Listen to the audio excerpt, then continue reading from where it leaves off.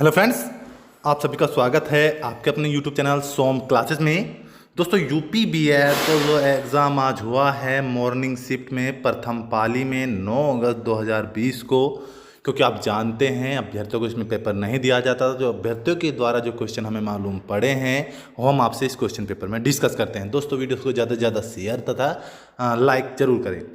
लोकसभा का चुनाव कितने समय बाद होता है, यह क्वेश्चन आया था, जिसका राइट आंसर होगा कि लोकसभा का चुनाव 5 वर्ष बाद होता है। सर्वोच्च न्यायालय के न्यायाधीश की नियुक्ति कौन करता है, तो सर्वोच्च न्यायालय के न्यायाधीश की नियुक्ति राष्ट्रपति के द्वारा की जाती है। सर्वोच्च न्यायालय के न्यायाधीश जो होते हैं, जैसा आप जानते होंगे, जो सर्वोच्च न्यायालय है वो सुप्रीम कोर्ट होता है और जो उच्च न्यायालय होते हैं वो हाई कोर्ट होता है। और सर्वोच्च न्यायालय के जो न्यायाधीश होते हैं यानी सुप्रीम कोर्ट के जो जज होते हैं उनकी नियुक्ति राष्ट्रपति के द्वारा की जाती है।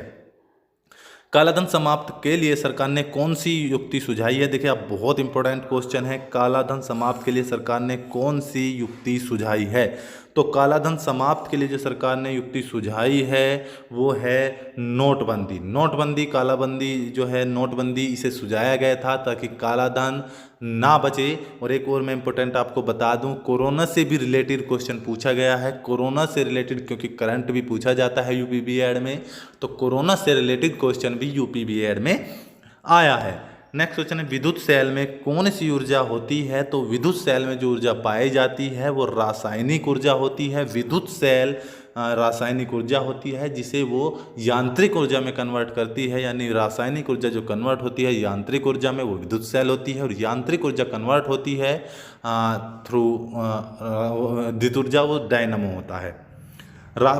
किस पत्रकार का time person of the year से नवाजा गया है, तो time person of the year से जिसे नवाजा गया है वो जमाल खगोशी हैं।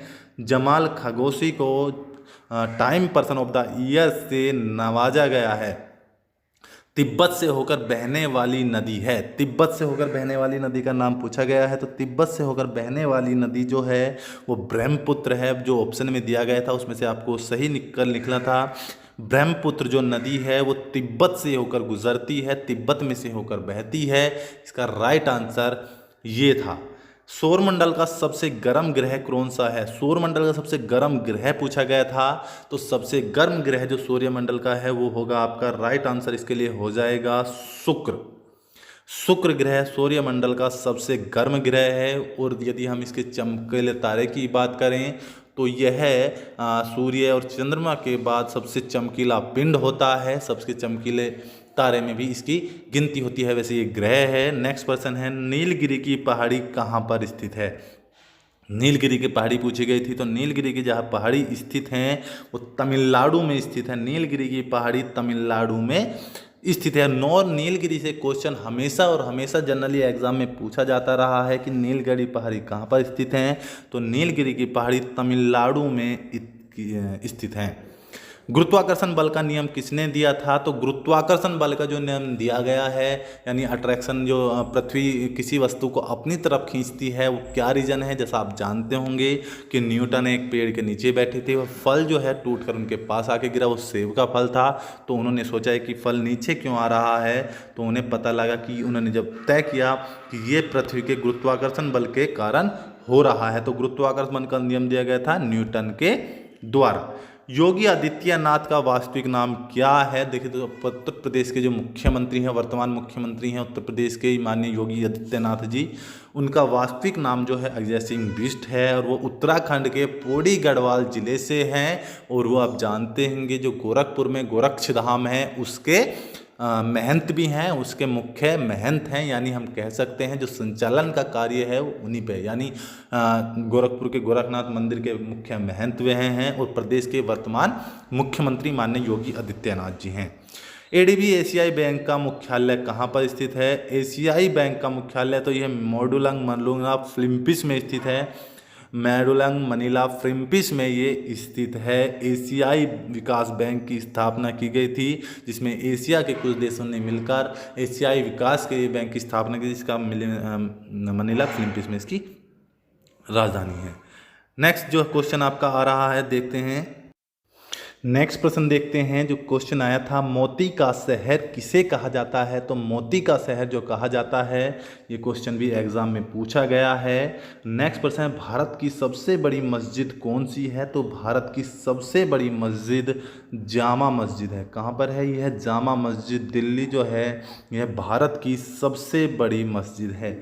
पीपीपी यानी पब्लिक फोरम, ये इस तरह से कुछ था। इसकी फुल फॉर्म क्या है? यह क्वेश्चन भी एग्जाम में आया है। ट्रिपल पी का फुल फॉर्म क्या है? दोस्तों इसके आंसर आप हमें कमेंट बॉक्स में दे सकते हैं, और जो क्वेश्चन आए थे वो भी आप हमारे से शेयर जरूर कीजिएगा, कौन कौन से क्वेश्चन पूछे गए हैं। 1913 में किस भारतीय कवि को नोबेल पुरस्कार से नवाजा गया था? 1913 में जो था, जो सबसे पहले नोबेल लाए थे भारत में, तो आप जानते होंगे रविंद्रनाथ टैगोर को उनकी रचयिता गीतांजलि के लिए ये पुरस्कार मिला था 1913 में, और गीतांजलि के लिए उन्हें यह नोबेल पुरस्कार दिया गया था। साहित्य के क्षेत्र में नोबेल पुरस्कार दिया गया था रविंद्रनाथ टैगोर को। दीन ए इलाही धर्म किसने चलाया? दीन ए इलाही धर्म जो चलाया था, वो दीन ए इलाही धर्म की जो संस्थापना थी वो अकबर के द्वारा की गई थी। अकबर के द्वारा दीन ए इलाही धर्म की स्थापना की गई थी, और इसी के अनुरूप कहा जाता है कि जो उस समय के मुल्ला मौलवी थे, वो इनसे इस चीज़ से नाखुश थे। वो नहीं चाहते थे कि अकबर एक अलग धर्म चलाए, दीन ए इलाही धर्म चलाए। तो इसी वजह से यह भी कहा जाता है कि उस समय के मौलवी इनसे इस चीज़ को लेकर नाराज थे। तो दीन ए इलाही धर्म की जो स्थापना की थी, जिसने चलाया, वो थे अकबर। मुल्ला दो प्याजा किसका उपनाम है? मुल्ला दो प्याजा किसका उपनाम है? यह भी क्वेश्चन हमें देखने को मिला है, जो कमेंट्स अभ्यर्थियों के द्वारा हमें बताया गया है कि सर ये भी क्वेश्चन आया है। आप हमें ये भी पुष्टि कीजिएगा कि ये क्वेश्चन आए हैं या नहीं आए हैं। वंदे मातरम के रचयिता कौन थे? वंदे मातरम के रचयिता पूछा गया था। तो वंदे मातरम के रचयिता जो थे आपके, आप जानते हो, मुल्ला दो प्याजा जो जाना जाता था। मुल्ला दो प्याजा को अबुल फजल आप जानते होंगे, और वो अकबर के जो मुग़ल एम्परर थे उनके साथ ईरान से भारत आए थे। मुल्ला दो प्याजा अबू फजल को मुल्ला दो प्याजा के नाम से जाना जाता था। वंदे मातरम के रचयिता कौन हैं? तो वंदे मातरम के जो रचयिता होंगे वो बंकिम चंद्र चट्टोपाध्याय, उनकी जयंती भी आने वाली है। बंकिम चंद्र चट्टोपाध्याय जो आपका राष्ट्रगीत है वंदे मातरम, उसके रचयिता हैं, उनके द्वारा वो रचित है, उनके द्वारा लिखा गया है। वर्तमान में लोकसभा अध्यक्ष कौन है? तो बहुत इंपॉर्टेंट क्वेश्चन है। वर्तमान में जो लोकसभा अध्यक्ष हैं वो ओम बिड़ला हैं। ओम बिड़ला वर्तमान में लोकसभा अध्यक्ष हैं, और जो हमारी वर्तमान लोकसभा अध्यक्ष हैं वो ओम बिड़ला हैं, जो कोटा लोकसभा क्षेत्र है राजस्थान में, उससे जीतकर आए थे, और जिन्हें इस बार लोकसभा अध्यक्ष नियुक्त किया गया है। ये इसलिए भी पॉपुलर हुए थे कि क्योंकि कोटा में जो लगातार आप जान रहे थे अभी एक इन्फेक्शन फैला था, कुछ तरह की दिक्कत भी आई थी, तो उन्होंने सीधा राजस्थान गवर्नमेंट को बोला था कि आप इस पर एक्शन लीजिएगा। भारत प्रथम महिला न्यायाधीश कौन है? भारत की प्रथम महिला न्यायाधीश कौन हैं? तो आप जानते होंगे जो फातिमा बेगम थी। फातिमा बेगम भारत की प्रथम महिला न्यायाधीश थी। प्रथम महिला न्यायाधीश से मतलब ये है कि वो पहली महिला कौन थी जो न्यायाधीश के पद पर नियुक्त की गई थी, जो प्रथम न्यायाधीश बनी थी। तो फातिमा बेगम वो प्रथम ऐसी महिला थी जिन्हें न्यायाधीश नियुक्त किया गया था। यह मुख्य न्यायाधीश नहीं थी, बट एक जो न्यायाधीश का पैनल जानते होंगे, एक मुख्य न्यायाधीश होता है और उसके नीचे भी न्यायाधीश होते हैं। तो वो मुख्य न्यायाधीश नहीं थी, मगर न्यायाधीश नियुक्त हुई थी फातिमा बेगम। आरबीआई के चेयरमैन कौन हैं? रिजर्व बैंक ऑफ इंडिया, जिसे भारत का बैंकों का बैंक कहा जाता है, रिजर्व बैंक ऑफ इंडिया। इसके जो मुख्य चेयरमैन हैं, जो वर्तमान में चेयरमैन है, उर्जित आर पटेल हैं। कौन है? उर्जित आर पटेल वर्तमान में इसके चेयरमैन हैं। हम इसे देख सॉरी दोस्तों, जो वर्तमान में आरबीआई के चेयरमैन हैं वो शशिकांत दास हैं। उर्जित आर पटेल इससे पहले आरबीआई के गवर्नर थे। वर्तमान में जो आरबीआई के चेयरमैन हैं वो शशिकांत दास हैं। और आपको मैं बता दूं कि उर्जित आर पटेल को इंटरनेशनल एक मनी फंड है, उसका एक विभाग है, एक आयोग है, उसमें नियुक्ति मिली है।